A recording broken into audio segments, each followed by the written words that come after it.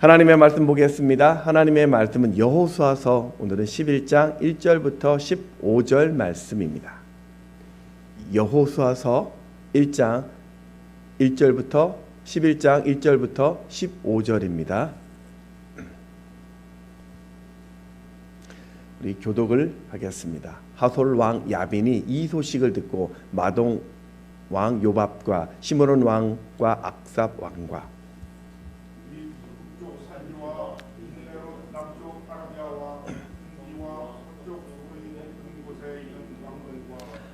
동쪽과 서쪽의 가나안 족속과 아모리 족속과 헷 족속과 브리스 족속과 산지 여부스 족속과 미스바 땅 헤르몬 산 아래 히위 족속에게 사람을 보내매 그들이 그 모든 군대를 거느리고 나왔으니 백성이 많아 해변에 수많은 모래 같고 말과 병거도 힘이 많았으며 이 왕들이 모두 모여 나와서 이스라엘과 싸우려고 메론 물가에 함께 진쳤더라.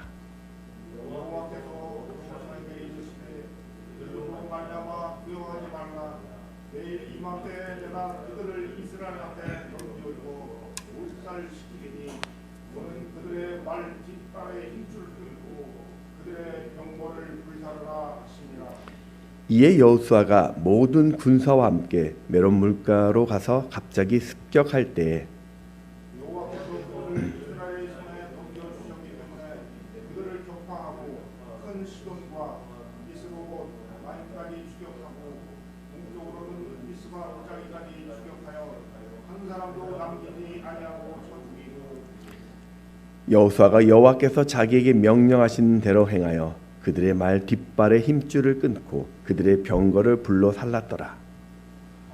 그 모든 나라의 권이었더니 그때 여호수아가 돌아와서 하솔을 취하고 그 왕을 칼날로 쳐 죽이고 그 가운데 모든 사람을 칼날로 쳐서 진멸하여 호흡이 있는 자는 하나도 남기지 아니하였고 또 하솔을 불로 살랐고 여호수아가 그 왕들의 모든 성읍과 그 모든 왕을 붙잡아 칼날로 쳐서 진멸하여 바쳤으니 여호와의 종 모세가 명령한 것과 하였으되 여호수아가 하솔만 불살랐고 산 위에 세운 성읍들은 이스라엘이 불사르지 아니하였으며 이 성읍들의 모든 재물과 가축은 이스라엘 자손들이 탈취하고 모든 사람은 칼날로 쳐서 멸하여 호흡이 있는 자는 하나도 남기지 아니하였으니 함께 읽겠습니다. 여호와께서 그의 종 모세에게 명령하신 것을 모세는 여호수아에게 명령하였고 여호수아는 그대로 행하여 여호와께서 모세에게 명하신 모든 것을 하나도 행하지 아니한 것이 없었더라. 아멘. 네, 오늘 오신 여러분 환영하고 또 축복합니다. 이번 주간은 이제 장마 주간입니다. 비가 좀 많이 오게 되는데 또 우리가 비 가운데서도 좀 잠깐 또 무더위를 식히는 시간이 되었으면 좋겠습니다. 1800년 그 초였습니다. 세무소에 미국 세무소에 근무하던 한 남자가 그 직장에서 무능하다라는 이유로 해고를 당하게 됩니다. 실직에 충격을 받았던 이 남자는 자신의 인생에 대하여 자신감을 잃어버렸고 더 이상 인생에 소망이 없다는 생각에 그 인생을 포기하고 좌절에 빠지게 됩니다. 그때 이 지혜로운 아내가 그 남편에게 지금이야말로 당신이 그렇게 원하는 글을 쓸 수 있는 기회가 주어진 것이라고 그렇게 격려를 하게 됩니다. 아내의 위로와 그 기도 덕분에 10년이라는 긴 시간을 가지고 발표된 작품이 바로 미국의 위대한 작품 중에 하나라고 불려지는 너데니얼 후손의 주홍 글씨입니다.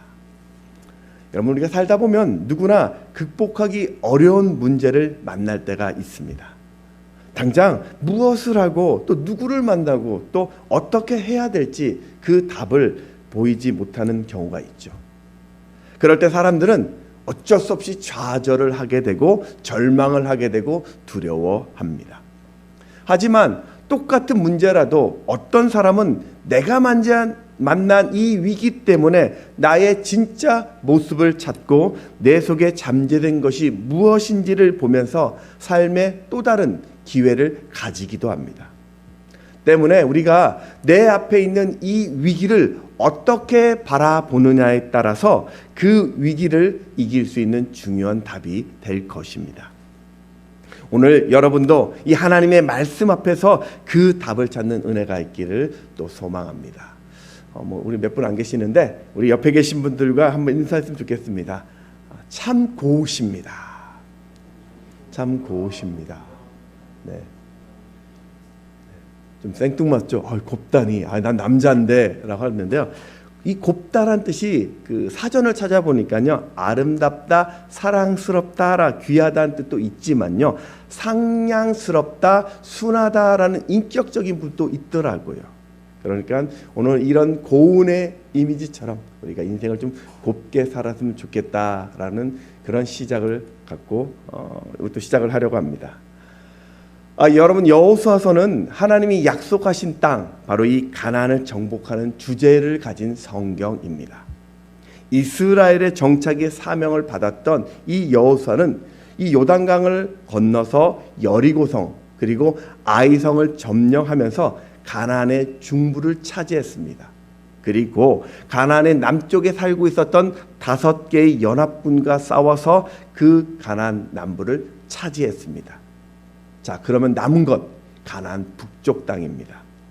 당시 이 가나안 북쪽에 위치했던 오늘 본문에 나와 있던 하솔 왕, 이 야빈은 이제 자신들의 차례라는 것을 알게 됩니다. 그래서 이 왕은 북쪽 주변에 있는 그 많은 부족들의 그 위기를 알리고 이제는 그들을 연합시켰고, 뿐만 아니라 가나안의 동쪽과 서쪽에 흩어져 있었던 그 왕들을 귀합해서 북쪽 연합군을 결성하여 지금 이스라엘과 전쟁을 하려고 합니다. 이 당시 북쪽의 연합군의 그 규모가 얼마나 대단했냐면, 오늘 우리가 읽었던 1절에서 3절을 보면 그때 언급된 이 지역이나 왕 또 성의 명칭만 14곳이 나옵니다. 그러니까 가나안 지역에 있었던 대부분의 왕들은요, 다 불러 지금 모은 것입니다. 숫자가 얼마나 많은지 바다의 모래알처럼 많았다라고 성경은 표현합니다.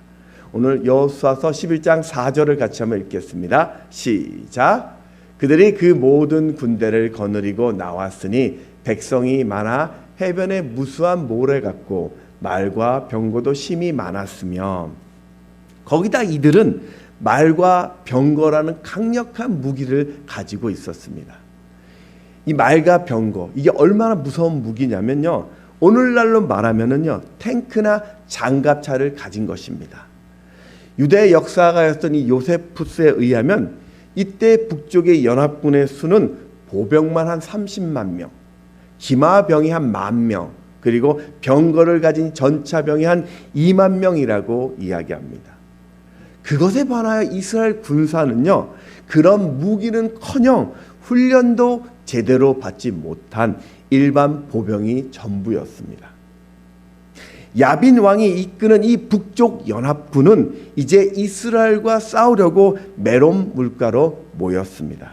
오늘 5절에 보면 이 왕들이 모여 모두 나와서 이스라엘과 싸우려고 메롬 물가에 함께 진쳤더라.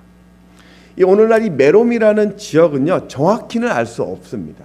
저기 보면 가운데 좀 작아서 지금 잘 안 보일 것 같은데, 이 갈릴리 호수 위쪽에 보면은 화살표가 있는 데 있죠. 그 근처가 될 것입니다. 학자들은 하솔에서 북쪽으로 한 15km 정도 떨어진 이 홀레 호수 근처에 마룬이라는 저 평야를 추정하고 있습니다. 자, 이때 이스라엘의 마음이 좀 어땠을까요? 각종 넓은 그 평야에 각종 전차와 장갑차와 수십만의 대군들이, 그 어마어마한 군대들 앞에 서 있던 이스라엘, 자신들은 훈련도 지금 제대로 받지 못했습니다. 무기도 형편없습니다. 그러니 이미 그들은 마음이 녹았을 것입니다. 지금 이 여호수아와 이스라엘은 최고의 위기에 직면해 있었습니다. 그렇다면 이 위기를 어떻게 극복할 수 있을까요? 그리고 오늘 우리는 우리 인생 가운데서 이렇게 다가오는 폭풍의 위기를 우리는 어떻게 헤쳐나가야 할지 하나님이 주셨던 2가지 방법을 살펴보겠습니다. 첫 번째 방법은요, 미리 두려워하지 말라는 것입니다. 오늘 6절 상반절에 보면 여호와께서 여호수아에게 이르시되 그들로 말미암아 두려워하지 말라라고 말씀하고 있습니다. 사실 이스라엘의 입장에서는 지금 전쟁한다는 것은 말이 되지 않습니다. 이런 상황이라면 도망가는 것, 후퇴하는 것이 상책입니다. 보십시오. 하나님이 여호수아에게 했던 첫 마디가 무엇이냐면 두려워하지 말라라는 겁니다. 누구에게요? 여호수아에게요. 그러니까 이미 여호수아도 두려움에 사로잡혀 있었다라는 말입니다. 여러분, 여호수아가 누굽니까? 얼마 전까지만 해도요, 범람한 이 요단강을 거뜬히 건넌 사람, 불가능한 여리고성을 무너뜨리고 무기로나 군사로나 최강인 이 아모리 족속과 전쟁을 벌여 그 땅을 정복했던 이스라엘의 용장이었습니다. 하나님이 함께 하신다라고 걱정하지 말라고 항상 이스라엘을 독려했었던 그 사람입니다. 그런 그가 지금 두려워하고 있다면 지금 이거는 대단히 심각한 상황이라는 것이죠. 이 사람은 누구나 위기가 오면요 두려워하게 됩니다. 우리가 내가 어떤 작더라도 해결의 방법을 알고 있고 조그만 능력이라도 있으면 우리는 이렇게 무너지지 않는데, 그런 능력조차 없고 도저히 감당할 수 없는 그런 상황이 오면 그 문제가 너무나 거대한 산이 되어서 밤잠을 이루지 못하게 하고 우리를 주저앉히게 됩니다. 바로 그건 여호수아도 마찬가지였다는 겁니다. 때문에 우리가 어제 승리했다고 오늘 이길 것이라는, 또 두렵지 않다라는 것은요 잘못된 생각입니다. 어제의 승리가요 여러분 오늘의 승리를 보장해 주지 않습니다. 어제는 어제고요 오늘은 오늘이라는 것입니다. 그렇게 매일 매 순간 문제를 만나는 것, 그것이 인생입니다. 이런 다양한 위기를 극복하는 방법, 그렇다면 이 문제를 이길 수 있는 방법이 무엇이냐? 두려움의 마음을 빼앗기지 말라는 겁니다. 위기의 환경이 닥쳐왔을 때 내가 해야 될 제일 먼저의 방법은 두려움으로부터 내 마음을 지키는 것입니다. 여러분, 사람은요 외부에 오는 이 문제 때문에 내가 망하는 게 아니라 그 문제를 두려워하는 내 안에 있는 이 마음 때문에 망한다라고 이야기합니다. 내 안에 있는 그 두려움 때문에 우리 삶의 올무가 돼서 우리를 주저앉히게 되는 것이죠. 잠언서 29장 25절을 같이 한번 읽어보겠습니다. 시작. 사람을 두려워하면 올무에 걸리게 되거니와 여호와를 의지하는 자는 안전하리라. 여러분, 바다에 보면 잠수함이라는 게 있습니다. 잠수함, 이 바다 속에 다니는 겁니다. 잠수함은요 보십시오, 아무리 깊은 바닷물 속에 잠겨도 침몰하지 않아요. 물이 그 물 속에 있는데도 물이 내부로 들어오지 않습니다.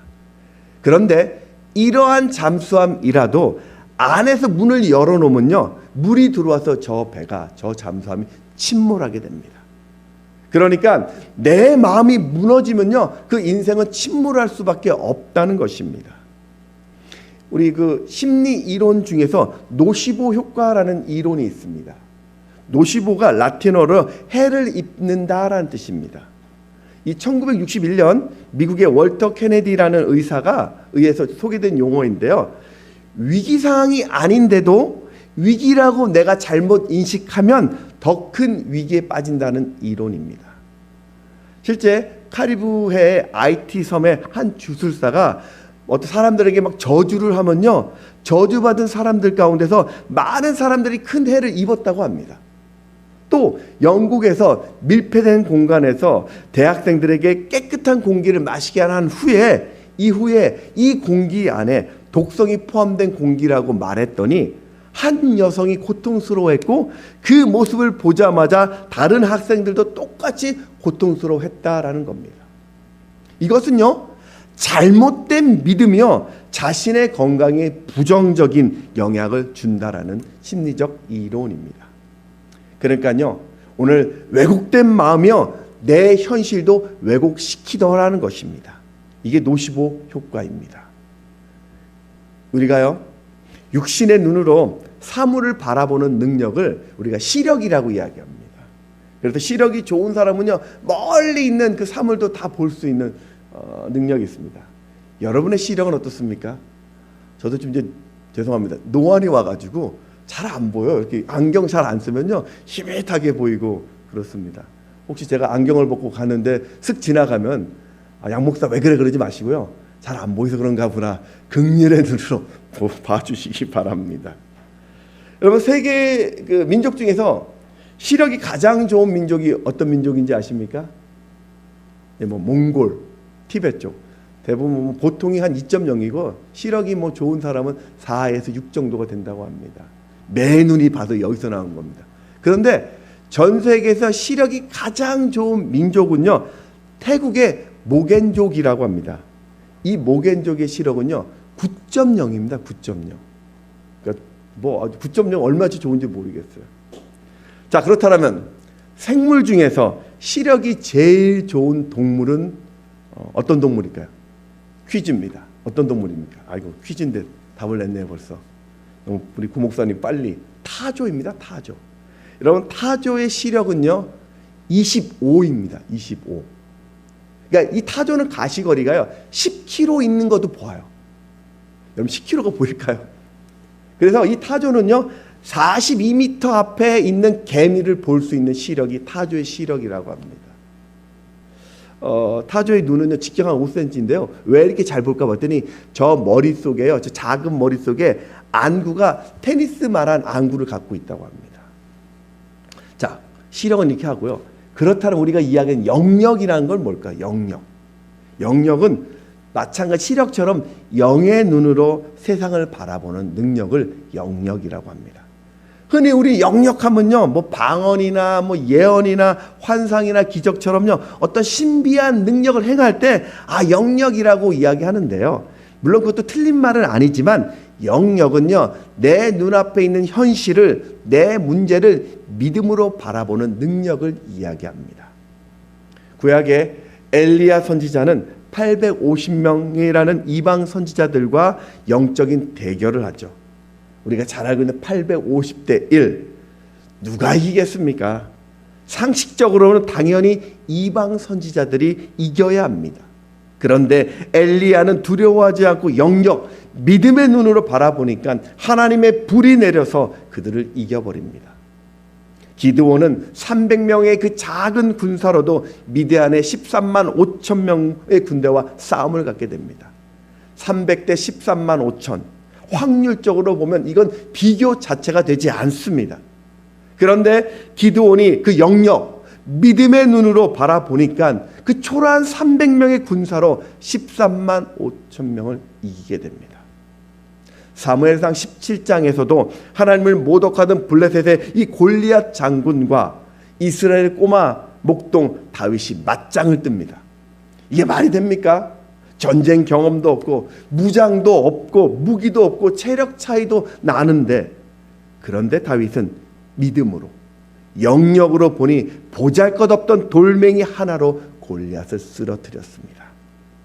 여러분, 성경은요 환경에 갇혀 미리 두려워하지 말라라고 이야기합니다. 믿음의 눈을 떠서 보이지 않는 이 하나님을 내가 직접 보라고 이야기하고 있습니다. 여호수아의 오늘 실패가 무엇입니까?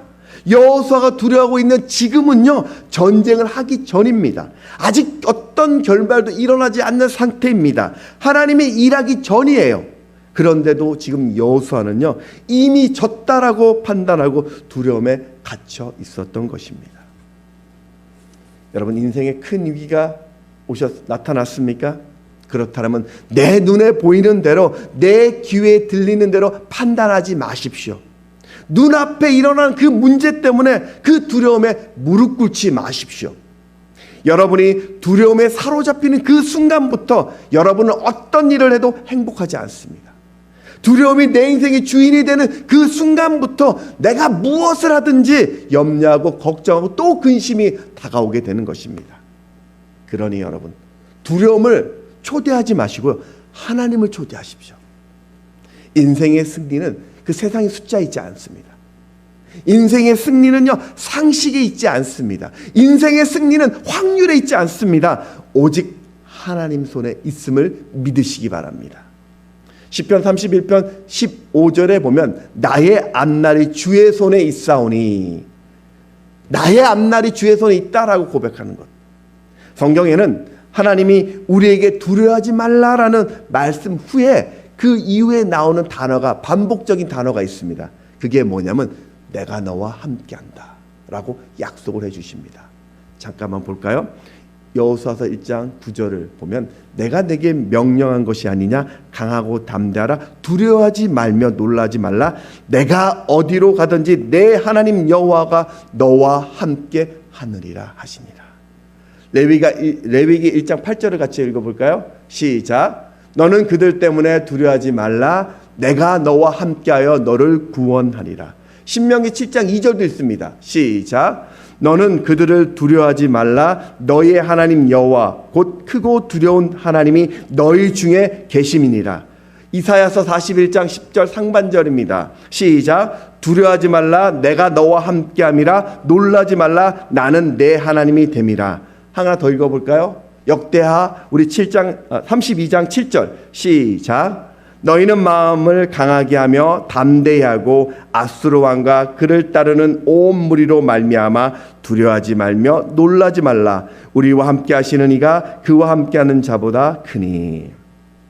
여러분, 나침판을 가진 항해사는요, 어떤 풍랑을 만나도 길을 잃어버리지 않습니다. 나침판을 가진 산악가는요, 어떤 깊은 산골에 처 있어도, 그곳에 갇혀도 길을 잃지 않습니다. 하나님이라는 인생의 나침판을 가진 사람은요, 어떤 상황 속에서도 길을 잃지 않을 것입니다. 왜냐하면 최고의 하나님이 오늘 나와 함께 하시기 때문입니다. 자, 우리 한번 결단해 봤으면 좋겠어요. 한번 따라 하십시오. 나는 미리 두려워하지 않겠습니다. 시작. 나는 미리 두려워하지 않겠습니다. 한 번 더 하겠습니다. 나는 두려움으로 인생을 낭비하지 않겠습니다. 두려움으로 인생을 낭비하지 않겠습니다. 오늘 인생의 어떤 홍해를 만날 때, 또 나를 가로막는 그 여리고성이 나를 만날 때 미리 두려워하지 마시고 하나님이 행하실 그 일을 기대하는 여러분 되시기를 주의 이름으로 축원합니다. 두 번째는 인생의 위기가 올 때 순종이 먼저입니다. 좀 더우신가요? 더우시면 에어컨 트셔도 됩니다. 좀 습하면 에어컨을 트십시오. 순종이 먼저다라고 이야기하죠. 우리 6절을 같이 한번 읽어보겠습니다. 시작. 여호와께서 여호수아에게 이르시되 그들로 말미암아 두려워하지 말라, 내일 이맘때에 내가 그들을 이스라엘 앞에 넘겨주어 몰살시키리니 너는 그들의 말 뒷발의 힘줄을 끊고 그들의 병거를 불사리라 하시니라. 하나님은 큰 전투를 앞둔 여호수아에게 주신 말씀이요, 좀 이해가 안 돼요. 오늘 이 말씀이 좀 이해가 안 됩니다. 내가 너에게 큰 승리 줄 것이다, 이건 이해가 돼요. 그런데 승리하면 연합군들이 가진 그 말의 뒷발의 힘줄을 다 끊어버리고 병거들을 다 불사르라라고 이야기합니다. 아까 말씀드린 것처럼 당시 병거와 말은요, 최고의 무기입니다. 전쟁에서 승리해서 그 병거를, 그 말을 가지고 있으면 이 무기는 장차 이스라엘의 막강한 군사력이 될 것입니다. 전쟁에 왜 말이 필요합니까? 그 고대의 어떤 전쟁 보면 말 타고 전쟁하지 않습니까? 그 말이요, 사람보다 민첩하기 때문에 그렇습니다. 말을 타고 있으면 적진을 빨리 돌파할 수도 있고요, 또 퇴각할 때도 빨리 도망칠 수 있는 거예요. 그런 막강한 힘을 가진 말의 그 힘줄을 끊는다라는 것은 말이 뛰지 못하게 한다는 겁니다. 그건 전쟁에 쓸모없게 만들라는 겁니다. 왜 하나님은요, 아니 하나님은 뭐 때문에 이런 강력한 말이나 병거를 없애라고 말할까요? 그건 전쟁은 전적으로 하나님 손에 달려 있다라는 것을 지금 말씀하고 있는 것입니다. 우리 역대하 20장 15절 하반절에 보면 여호와께서 이같이 너에게 말씀하시기를 너희는 이 큰 무리로 말미암아 두려워하거나 놀라지 말라, 이 전쟁은 너희에게 속한 것이 아니요 하나님께 속한 것이니라. 전쟁이 하나님께 속해 있다. 자, 그럼 이 말을 들은 좀 이해되지 않지만 하나님의 이 말을 들은 여호수아는 어떻게 반응했을까요? 오늘 9절을 같이 한번 읽어보겠습니다. 시작. 여호수아가 여호와께서 자기에게 명령하신 대로 행하여. 우리 12절 하반절도 같이 한번 읽어볼까요? 시작. 여호와의 종 모세가 명령한 것 같이 하였으되. 15절 하반절입니다. 시작. 여호수아는 그대로 행하여 여호와께서 모세에게 명하신 모든 것을 하나도 행하지 아니한 것이 없었더라. 오늘 9절, 12절, 15절에서 반복적으로 되어지는 말은요, 명령하신 대로 행하여라고. 여호수아는요 100% 하나님의 말씀을 순종했다라는 말입니다. 그는 적군들이 모여서 있는 이 메론 물가에 가서 순종함으로 또 무모한 기습을 하여 연합군을 격파시켰습니다.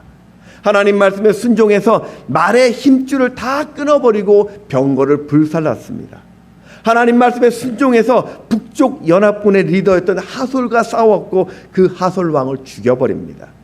10절 말씀에 보면 하솔은 본래 그 모든 나라의 머리였더니 그때 여호수아가 돌아와서 하솔을 취하고 그 왕을 칼날로 쳐 죽이고, 그러자 도미노 현상처럼 해변에 모래알같이 많았던 그 연합군들이 다 무너졌고 이스라엘은 하솔의 모든 재물과 가죽을 탈취했고 그 속 모든 사람들을 한 명도 남김없이 죽여버립니다.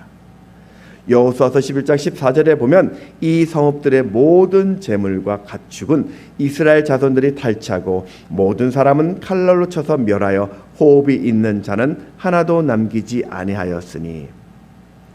이 모든 것은요 여호수아가 한 것이 아닙니다. 그저 하나님께서 내게 주신 음성을 듣고 그 말씀에 순종한 것 뿐입니다.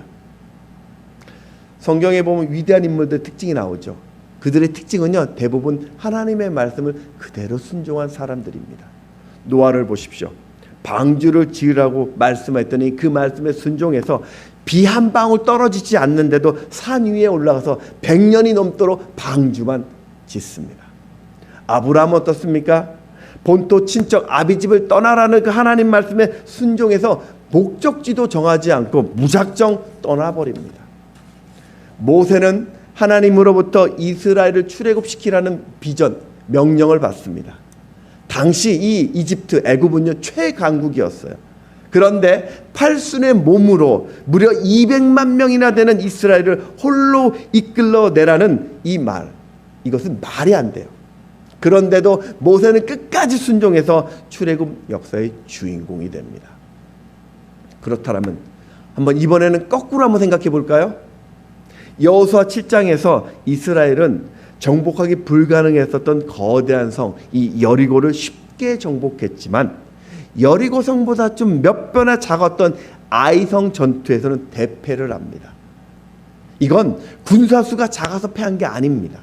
어떤 사기가 났거나 어떤 지형이 좋지 못해서 패한 것이 아닙니다. 이유는 딱 하나입니다. 하나님이 도와주지 않았기 때문입니다. 하나님이 도와주지 않아서 그 전쟁에 패한 것이고 수십 명이 죽습니다. 만일 하나님이 이 아이성 전투에서 도와줬다라면 이 아이성은 식은죽 먹기로 그 성을 점령했을 것입니다. 왜 하나님이 이스라엘을 도와주지 않았을까요? 딱 하나입니다. 말씀에 순종하지 않았기 때문에.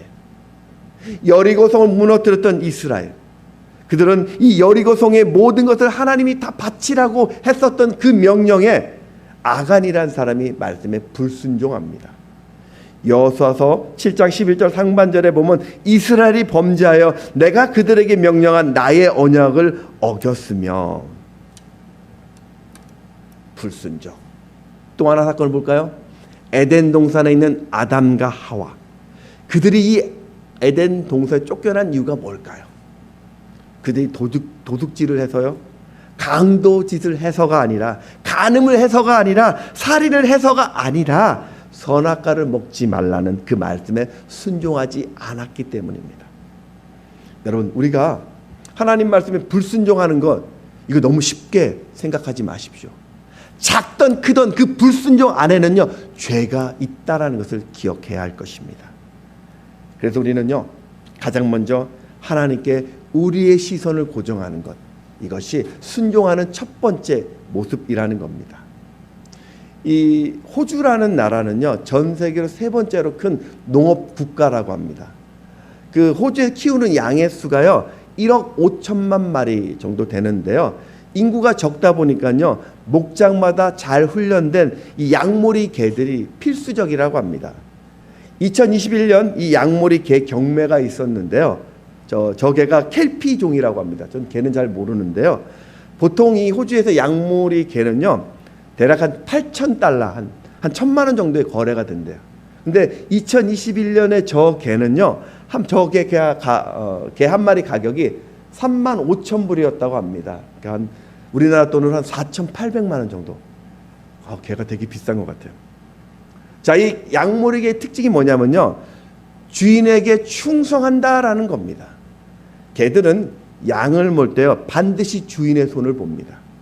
주인의 그 손의 움직임에 따라서 그 양을 빨리 몰기도 하고요, 느리게 몰기도 하고 무리의 방향을 바꾸기도 합니다. 또 주인의 어떤 주인과 거리가 멀어져서 이 손이 잘 보이지 않으면 주인의 그 휘파람 소리를 듣고 그 소리를 들은 후에 양을 몰기 시작합니다. 그렇게 순종하는 개 한 마리가 무려 3,000마리의 양을 돌본다고 합니다. 양모리 개는요, 주인이 왜 그렇게 손을 움직였는지에 전혀 관심이 없어요. 왜 쉬운 길을 놔두고 험한 길을 가라고 했냐고 따지지 않아요. 직진하면 진흙탕이라고 안 간다고 개가 멈추지 않습니다. 저 앞에 사나운 짐승이 있다라고 또 멈추지 않아요. 오직 주인의 손에 그 시선을 고정하고 그 주인의 시선에 따라 움직인다는 겁니다. 사랑하는 여러분, 오늘 하나님은요 때로 우리에게도 가기 싫어하는 곳으로 가라고 하실 때가 있어요. 좋은 길 놔두고요 이해되지 않는 시련의 길을 가라고 할 때가 있습니다. 형통의 길이 아닌 고난과 십자가의 길로 가라고 우리를 지시할 때도 있습니다. 그럴지라도 여러분 순종하십시오. 내가 손해보는 일일지라도 말씀하시면 따르시기 바랍니다. 부귀 영화가 주어지지 않는 일이라 할지라도 그 일을 해야 합니다. 인기와 성공의 길이 아니더라도 하나님이 내게 말씀하면 그 길을 가야 하는 것입니다. 왜냐하면 그 순종의 자리에 하나님의 부활과 영광이 있기 때문입니다. 그 순종의 자리에 승리가 있기 때문입니다. 그 순종의 자리에 하나님이 계시기 때문에 우리는 마땅히 그 길을 걸어가야 되는 것입니다. 우리 온누리 교회에 섬겼던 우리 고 김영길 장로님이 계십니다. 저희 교회도 우리 장로님 동명이인입니다. 이분은 서울대를 나와서요 그 미 항공우주국 나사에서 근무하다가 1998년에 20세기 영향력 있는 지도자 500인에 선정된 그런 아주 그 인재입니다. 박정희 전 대통령의 권유로 미국의 나사에 근무하다 1976년 한국에 돌아와서 카이스트 교수로 재직하고 있었는데 1995년 당시 포항에 한동대라는 학교가 막 세워지는데 그때 초대 총장으로 와달라는 그 요청을 받습니다. 여러분이 말이 총장이지요. 당시 한국 최고의 대학 중에 하나인 카이스트 교수로 사직하고 그 교수를 사직하고 포항 산골짜기에 아무도 알아주지 않는 무명의 지방대학교에 가서 뭐 재정도 세워야 되고 학생도 모집해야 되고 학교 위상도 세워야 되고 직원들도 가르쳐야 되고 하나부터 열까지 모든 것을 신경 써야 되는 이것은 쉬운 일이 아닐 것입니다. 그렇게 갈등을 막 하고 있었는데 예배 중에 자꾸 떠오르는 것이 하나님이 떠나라는 음성을 자꾸 받습니다. 그래서 이 분이요 그 하나님의 음성을 듣고 순종합니다. 카이스트 교수직을 사직하고 포항으로 내려가서 무려 4번의 총장을 연임하게 되죠. 그 4번의 기간 동안 기독교 교육 철학과 합리적인 교육으로서 19년 동안 전국의 5% 이내의 학생들이 입학하였고 졸업생 대부분이 대기업이나 외국 굴지의 기업으로 취업하는 기독교 명문 대학을 만들었습니다.